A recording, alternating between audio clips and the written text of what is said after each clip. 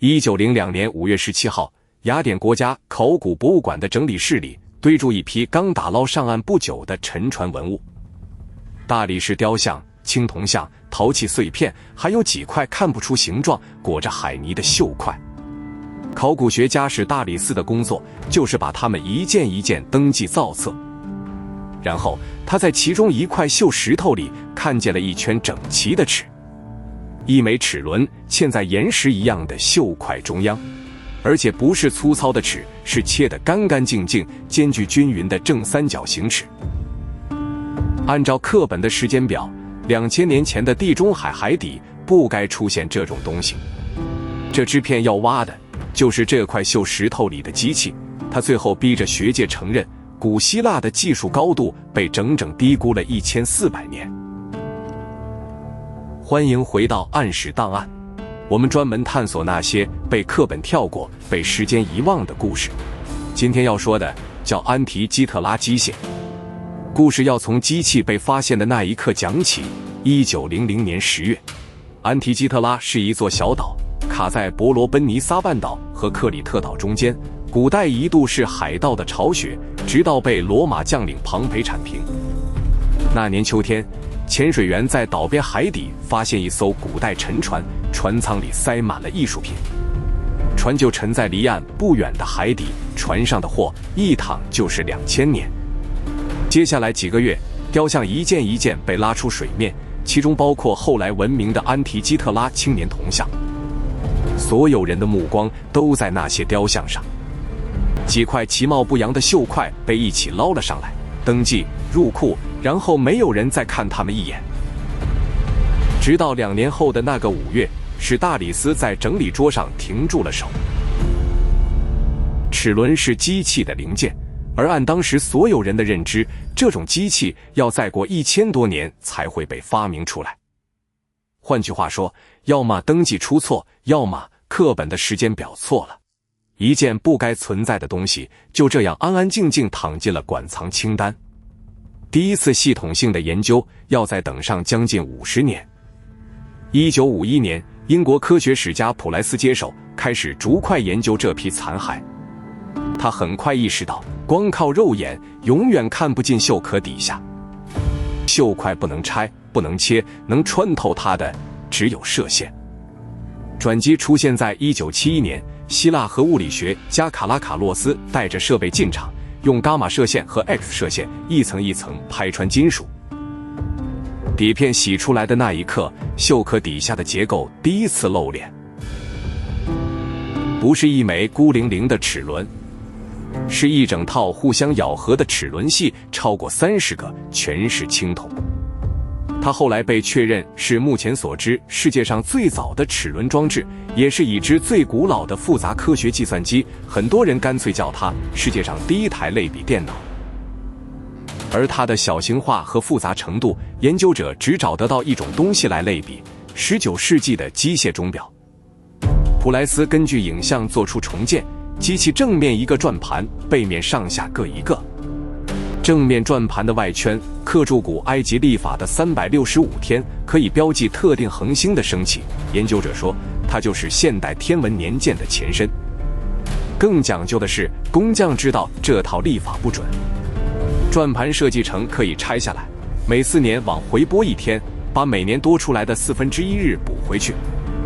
等于2000年前的机器里已经内建了我们今天说的闰年修正。背面上方是一个螺旋形转盘，走完代表19年，235个朔望月，月亮的圆缺和太阳年，每19年对齐一次，古人叫它末东章。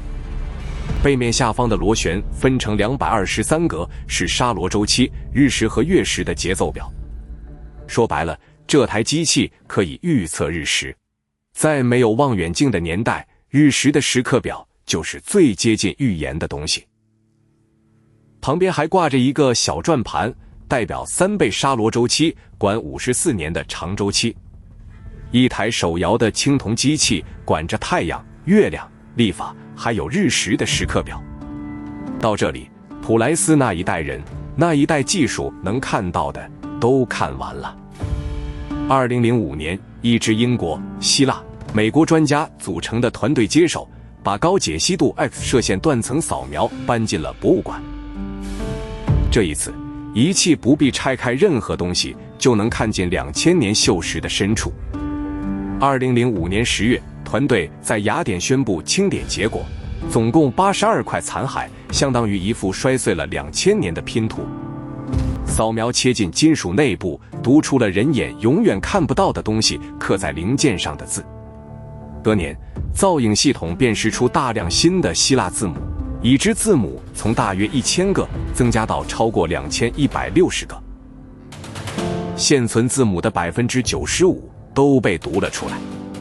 2000多个字母刻在一台机器上是什么概念？相当于这台机器自带一页原厂说明书。2008年，《自然》期刊刊出下一层发现，有个转盘分成4格，一轮是4年。格子上刻驻梵希腊运动会的名字，其中一个词是 Olympia 奥林匹亚。这台天文计算机同时负责倒数奥运，古希腊人把他们的整个宇宙观锁进了齿轮里。把82块拼图放回去，你会得到这样一台机器。机器侧面原本有一只摇柄，今天已经不存在了。转动摇柄，输入一个日期，里面的齿轮组就开始互相带动。指针一支一支转到定位，太阳在哪个星座，月亮走到哪里，直接从盘面上读出来。以地面观测者为坐标，整台机器是一部地心说的宇宙。研究者推测，它至少有3支指针，甚至可能显示古希腊人已知的全部5颗行星。月相另有机关，有学者提出是一颗半镀银的小球在盘面上转动，亮面暗面对应月亮的圆缺。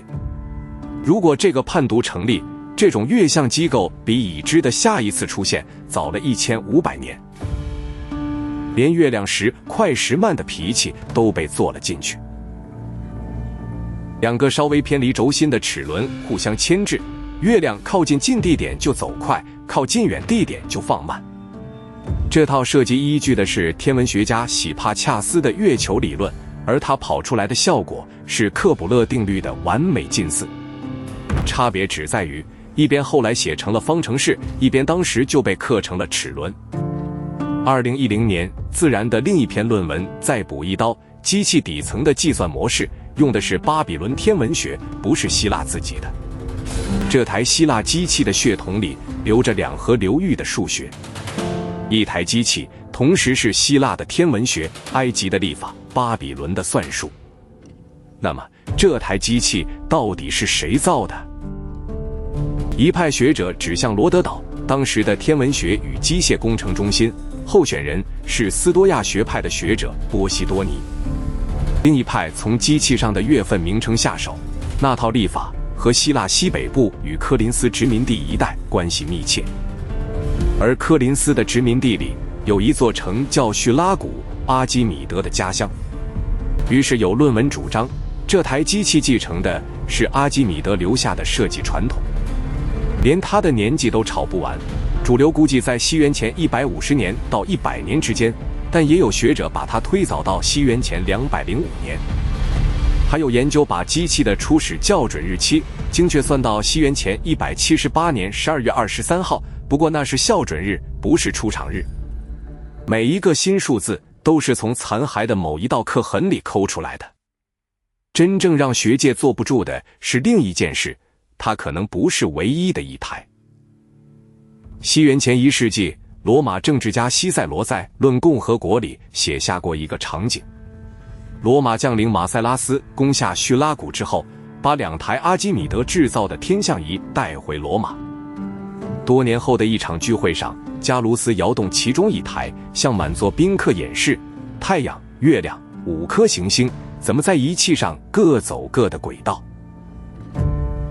数学家帕普斯也记载，阿基米德为这种机器写过一部专著《论球体制作》，那部书失传了，而这样的仪器一台也没有留下来。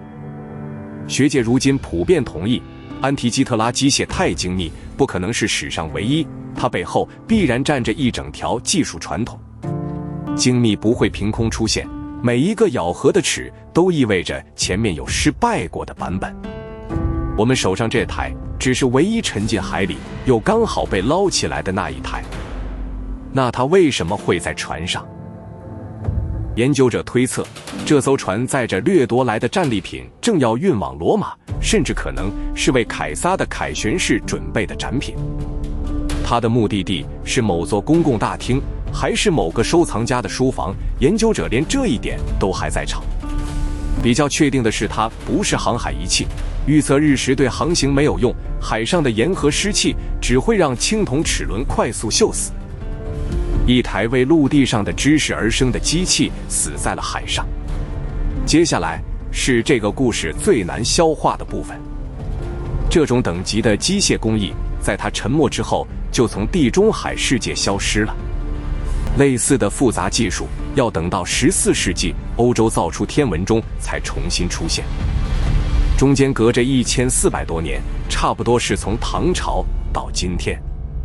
技术不是一条只会往前走的直线，它会失传，会沉没，会被遗忘到连曾经存在过都得靠一块锈石头重新证明。有一部分工艺后来辗转传进拜占庭和伊斯兰世界，但这台机器本身成了孤证。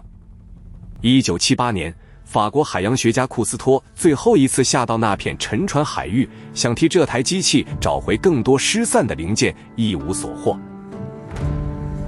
按最近一次的统计，今天的安提基特拉岛上住着39个人。岛边的海底就是那艘船躺了2000年的地方。真正的问题是，地中海底还有多少艘船没有等到他们的史大里斯？我们对古代的全部想象，可能只差一场风暴，一个潜水员一眼没有错过的锈块。毕竟这一台能重见天日，靠的不是必然，是运气。下一块改写课本的锈石头，也许此刻正躺在某片海底，等一双不肯移开的眼睛。如果你也想知道还有多少历史被压在海底，被课本跳过，订阅暗史档案，有你的支持，我们才能继续往下挖。也把这支片分享给那个总说古人很落后的朋友，让更多人看看2000年前的天花板有多高。